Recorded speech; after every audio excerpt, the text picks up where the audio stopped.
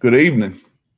I hope that we are going live. I thank Carrie and Mike and Owen for helping set up. Owen's done a great job on Wednesday nights, and at least for the at least for this month. I think you'll be stuck back with me for a while, but I'm glad everybody is joining us, and I hope that you've had a great day and enjoyed the most beautiful August weather we've had this first week of August. And today it is Wednesday night, the 5th of August, and tomorrow is election day in the state of Tennessee in Rutherford County.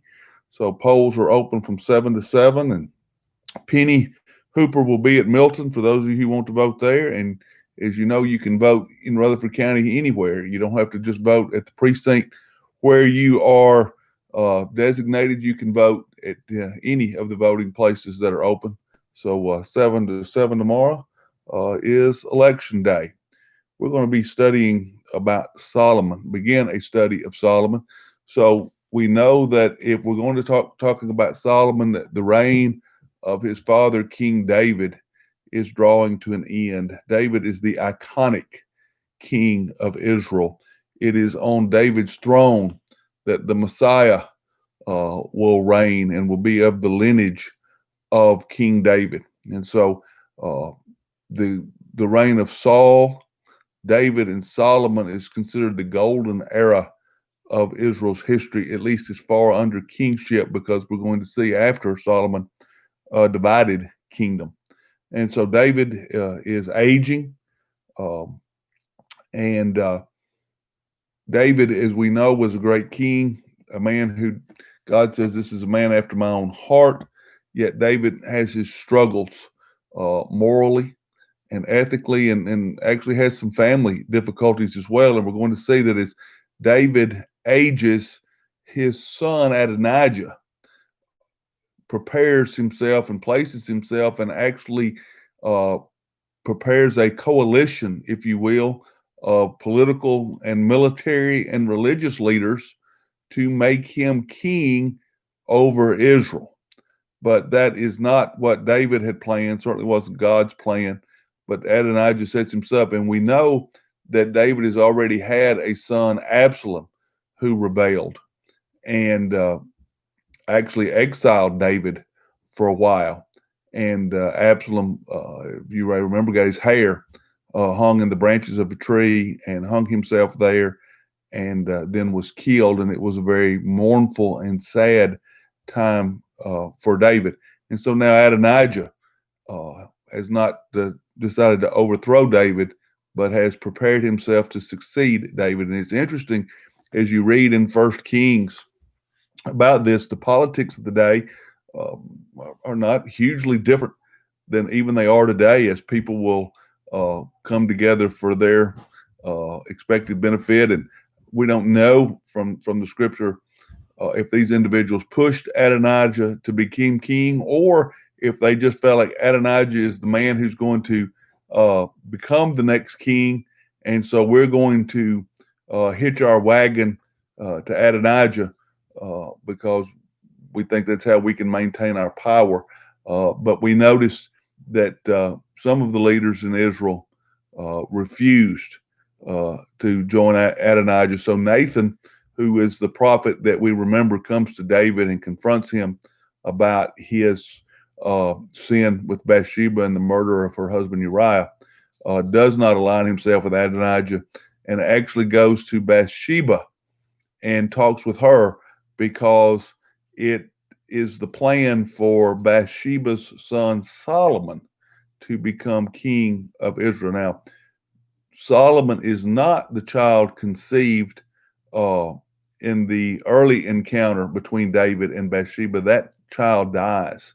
Uh, but Solomon is the child of Bathsheba and David, as Bathsheba does become a wife of King David after the death of her husband Uriah. And so Nathan comes to Bathsheba and says, "You need to go before King David and ask him about this and let him know," because at this point David was not in the shape to realize what Adonijah had done. He'd actually thrown a feast, a festival in celebration of his kingship. And he said, "I will come in and reinforce what you're saying in front of David, and you remind David of his promise that your son Solomon will become king. It's interesting that we often think of the oldest sons becoming king, and in the study of the history of monarchies, we know whether they be modern time or European monarchies or ancient monarchies. As we study them, we will find murder and all kind of deception among royal families, preparing for oneself or one's child to become king or queen, as the case may be. And we see here that Bathsheba works to get Solomon, who is not the eldest son of King David. Absalom would have been the oldest, who's dead. Adonijah is next. There are older children than Solomon, but it is the plan for Solomon to become king. You will remember when David is anointed king, he's not even present when the prophet comes. He's out tending the sheep because he's not the oldest. He was not the most likely of the sons of Jesse to become king. And so they have to wait for David to come and be anointed king. So it is not Adonijah, but it is Solomon who is going to become the third king of the United Kingdom of Israel. And he will serve in that role. And so it is interesting. Abishag is a young lady that plays into this story in First Kings. Abishag is a beautiful young woman who sleeps with King David, not in a marital situation. He has just become old and he can't stay warm. So she's his hot water bottle, and she ministers to him and takes care of David in his old age. And when Bathsheba goes in to see David, Abishag is actually there taking care of him. And Abishag will play a part. In fact, it will cost Adonijah his life, as after he concedes that Solomon will become king, he approaches Bathsheba and asks for Abishag to become his wife after the death of King David. And apparently, in this request was not only the request for her, but it was one of treachery. And so Solomon is very angry with him, and that ends Adonijah. It's interesting, as David is talking to Solomon, that David has a couple of enemies that he wants Solomon to take care of. That he says, I promised I wouldn't take their lives, but it's time for you to repay for the terrible things they did to me and to Israel. And so as we see this change of power, we see even this man David has some enemies that he's going to ask Solomon to deal with in a very final way as we study through this. So Solomon now is going to become king. David has trust in Solomon, but at this point, Solomon is a very humble man, and God comes to Solomon and asks him, "What gift, Solomon, can I give you? What do you request of me?" And Solomon, in humility, asked for wisdom that he might know right and wrong, which is an interesting concept, because remember, it is that discerning right and wrong that causes the trouble in the garden. That's what Satan says to Adam and Eve in the garden. If you eat from the fruit of the tree of the knowledge of good and evil, you'll be able to know right and wrong. But we don't see that Solomon is not wanting this from an egotistical standpoint. Solomon is wanting this ability to discern right and wrong so that he can rule God's people well, that he can do a good job in being king. And so God is moved. God's impressed by his request. And so he gives him wisdom greater than anyone had before. And the scripture says Solomon had a wisdom greater than anyone will have after him. And not only is he given this ability of discernment, but we see that Solomon is a man of knowledge as well. Not only wisdom, but knowledge. But he studies nature and kind of scientific things, if you will. The scripture will talk about in a way probably different than others had before him, and recorded things and investigated things. So he does this, and so he is is given knowledge, he is given wisdom, and because he did not ask for power or wealth or fame, God is going to bless him with those as well. And we will see that it is worldwide knowledge of Solomon and the greatness of his wisdom. And Solomon's going to need this because he's following the great King David, his father, which had to be intimidating to follow someone as respected and as loved, as successful and revered as King David was. And so Solomon realizes his need. In fact, he says to God, he said, I'm like a child. He said, I don't know. He said, this task is too great for me. And so he asked for this blessing from God, and God blesses him uh, with that. And then he's going to be able to make decisions, to have discernment, to have wisdom. And James will talk about that in the New Testament. The brother of Jesus, James will say, for if a man lacks wisdom, let him ask God, who will give it. And so wisdom is not something that just comes with years, but godly wisdom is something that, as God's people, we should ask for. That God would give us wisdom and discernment, that we might know what God would have us to do, that we might make decisions and live lives that would be pleasing to God. And so that's what Solomon does. Even though he's going to know he's going to have great struggles in his life and great difficulties, he is going to have this ability of discernment. So God gives him this blessing of wisdom that Solomon is going to be able to use. And like his father, who is a talented musician, we don't know that Solomon plays. At least I'm not familiar with that. But Solomon is a writer of wisdom literature and of songs, and so he has an artistic side to him as well. And we're going to see an instance here of the wisdom demonstrated that God gives him. And it's a term that I know I don't hear it as much now as I have, it seems like in my younger days. But when it comes to making a decision, we're going to have to split the baby. If you ever heard that term, uh, to split the baby. What does that mean? Well, it actually makes reference to a decision that Solomon makes. And it's an early decision that he makes after God blesses him with wisdom, where two women that the scripture tells us were prostitutes, were living together, the two of them, and within 3 days of each other, they both had sons.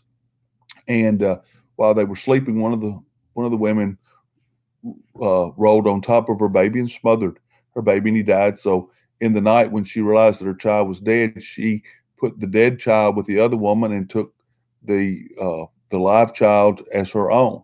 And so they wind up in court because the mother of the live son realizes that when she wakes up and it begins to get light, that the dead child laying with her is not her son. She recognizes him, and sometimes for us, babies kind of look alike, but mom seemed to know exactly, and she knew that this was not her child. And so they wind up in court, and they're arguing over it. And the woman who shouted that said, "No, it is my son that is alive. It's the other lady's son that has died." And so Solomon says, "Well, just bring my sword."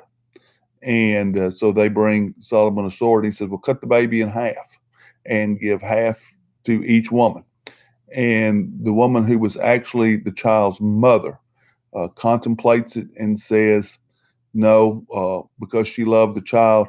She said, give the child to the other woman, because she was more concerned that the child be able to live. And the other lady said, nope, just cut the baby in half and neither one of us can have it. And Solomon then said, give the baby to the first woman, because he realized that that truly was her mother, or his mother, because of the way that he acted, the way that uh, that she behaved herself. And they marveled at Solomon's wisdom, his ability to make decisions and to discern. And that's going to be a great blessing for King Solomon as God chose him, and as he will serve. And so not only does God bless him with that wisdom, uh, but he also is going to bless Solomon uh, with power and wealth. That will be the pinnacle of Solomon, will be kind of the pinnacle of Israel's uh, fiscal power, if you will. He will build palaces for himself. He will add to and strengthen the wall of the city of Jerusalem. And the crowning achievement, I think from an architectural standpoint, and the thing maybe we know Solomon for as well, is the building of the temple. David wanted to build a temple, and God wouldn't let David build it. David designs the plan. David buys all the material, but it is Solomon who builds uh, the great temple, which would have been set up on a hill, would have been that first thing that you saw as you came to Jerusalem. It would have been the centerpiece of Jerusalem. Very much today, when we look at pictures of Jerusalem, the Dome of the Rock, that mosque is what we see as we look at the old city of Jerusalem. Well, you can imagine a building much more magnificent than that one sitting on the same place. How much, what a visual impact it would have had on that area. And so Solomon builds that great temple, and again makes great literature. And there is a peace in the time of Solomon, and a prosperity, a great wealth in Solomon's time for Israel. But we're going to see as we continue to study, excuse me, that changes in time, and that the kingdom will divide. But for the 40 years that Solomon is king, there will be a prosperity in Israel, not completely like his fathers, but yet good times for Israel, and it will be those times that Israel is looking to return, and that's why they're looking for a Messiah that will come back and bring prosperity that they saw under King David, and to a large degree under Solomon. So Solomon has become king now of Israel, the third king after Israel rejects God as their leader, if you will, and asks for a king. And now Solomon is this third king, the son of David, who is serving. Glad that you have joined us. Hope that you have a great evening, and look forward to being with you again next week.